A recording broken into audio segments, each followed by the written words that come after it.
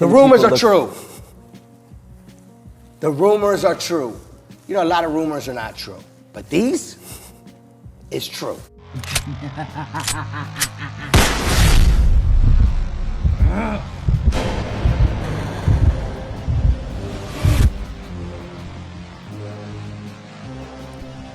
If Gunn and Safran were to cast a younger Batman who's only a few years into the job, the DCU's Dark Knight will likely be too similar to Pattinson's Batman. Matt Reeves' The Batman trilogy and its subsequent spin-off series such as The Penguin will be happening concurrently in its own separate universe. As such, it wouldn't make much sense for Warner Brothers to have two versions of Batman who are relatively the same age. It would certainly risk a fair amount of marketplace confusion for more mainstream audiences more than it already will, which is exactly my problem with Robin when you already have a Robin in a DCU Batman under James Gunn's supervision, but whatever, I digress. On the other hand, an older Batman would be too close to Affleck's version of the Caped Crusader, as seen in the concluding Snyderverse of DC films. Ben Affleck's Bruce Wayne had already been Batman for 20 years in Gotham before meeting Superman and eventually forming the Justice League. Before his alliance with other heroes, Wayne had become quite jaded as a veteran Dark Knight. As such, it's likely that Gunn and Safran wouldn't want to rehash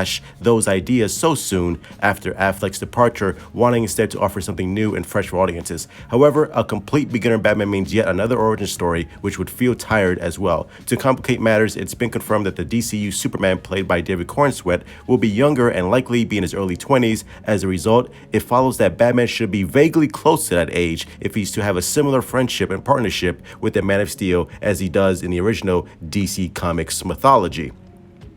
It seems as though the best solution for casting the DCU's next Batman would be to follow director Tim Burton's example with 1989's Batman starring Michael Keaton. Featured in both Batman and 1992's Batman Returns, Keaton's Batman was ready to go and seemingly in the middle of his career as Gotham's resident vigilante protector. At the same time, his supervillains were the ones receiving their origins before interacting with the Dark Knight for the first time. It seems this might be the most logical way to go in order to provide a Batman that feels unique next to Batman's younger Dark Knight, while also considering Affleck's time wearing the cape and cowl. However, it would make sense if the DCU's Batman skews a little younger than Keaton's in order to better align with Cornsweet's Superman, potentially in his late 20s or early 30s. This would also make sense considering the confirmation that Batman's son Damian Wayne will be making his debut as Robin in Batman the Brave and the Bold, and I'm super hard for that movie, bro. I cannot wait. The aforementioned age range is a strong solution for casting the DCU's new Batman. However, it's an issue Warner Brothers arguably brought upon itself after past franchise mistakes with the DC Comics IP. Ultimately, this problem is a fairly predictable consequence of recasting Batman in a quick succession before even Ben Affleck's time as the Dark Knight fully concluded.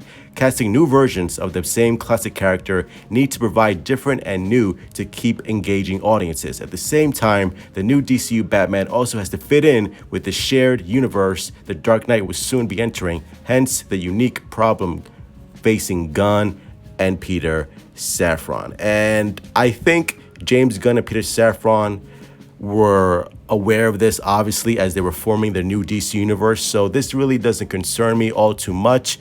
Ultimately, it boils down to the audience. Will the audience still be invested after mediocre films? Again, not my opinion, but the divisive films such as Man of Steel, BVS, Justice League, Suicide Squad, Shazam, Blue Beetle, Birds of Prey, The Flash, which I feel like for the most part are all like solid movies, but will the audience even care about another DC movie? Right now, they don't, because right now, and to be fair, the DC movies that Warner Brothers has been offering lately has just been very, very mediocre to subpar.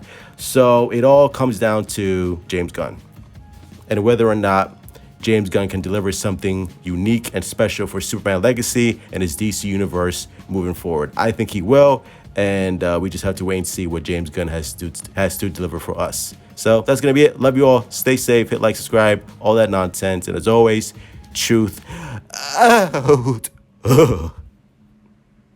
Put on a proper suit, do up your tie, and sing the national anthem.